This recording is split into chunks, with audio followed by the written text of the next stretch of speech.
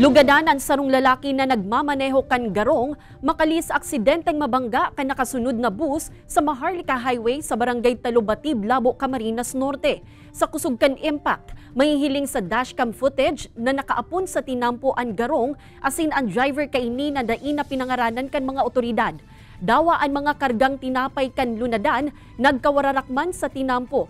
Parehong binabaybay kan bus asin garong ang direksyon pasiri sa Barangay Talubatib kan mangyari ang aksidente.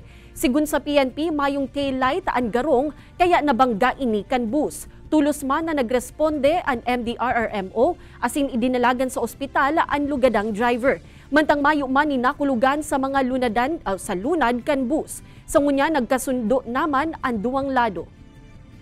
According nga doon sa driver, wala daw talagang tail light. So alam po naman natin na bawal nga sila diyan sa sa halos 4 lanes na bang area na yan. So dapat ang occupy nila yung most side